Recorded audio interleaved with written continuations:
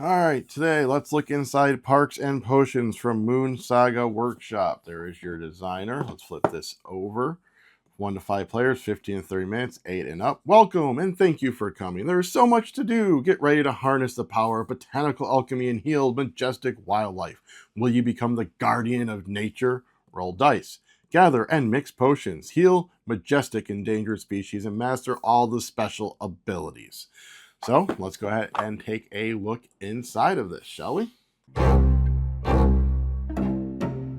right, so let's get that box lid out of the way. Let's look at this field guide. In case you can't tell, this is a real nice rulebook. It's got that linen finish to it.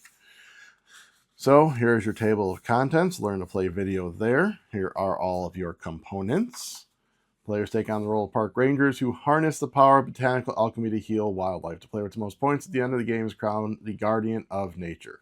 So here's your setup, your gameplay overview, your quick play guide, how to play, your phases during the round. You roll, you collect potions, you mix and manage, you complete objectives, you refresh and select objectives, and then advance the round. You can always do these: mixing potions, extract tokens, player ability, and discard potions. Endgame and scoring.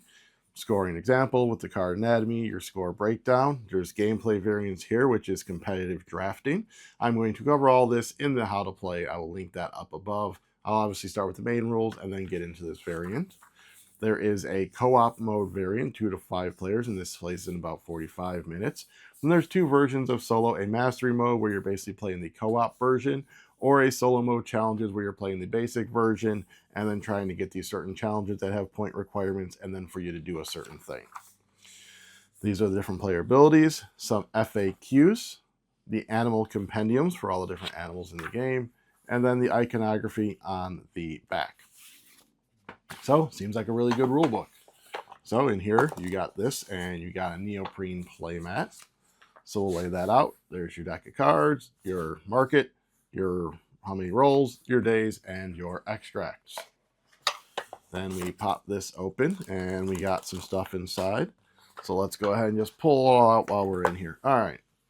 So you have your first player marker, the captain's badge. Then we are going to start here. So these are your player cards that have your special abilities on them on this side. So there's your different abilities. And then this is also where you're going to put your potions. Then when you use your ability, you flip it over. Next up, we have the roll and day card here. So if you don't want to use a neoprene mat and just basically put everything on the table, you can use that in its place.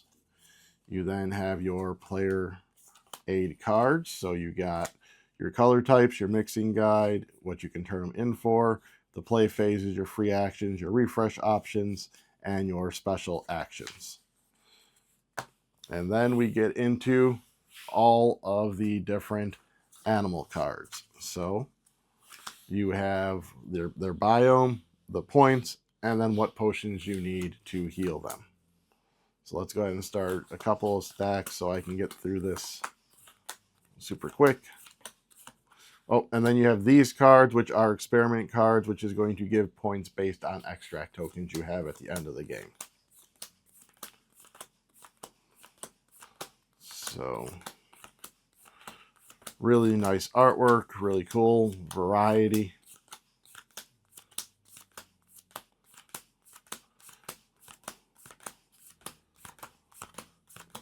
And there we go with all of the cards that are in the game. All right, now we have our baggie. So this baggie, so you have 2 different sets of dice. You have your basic potions. These are wood dice. And then you have your advanced potions. And they roll pretty nice.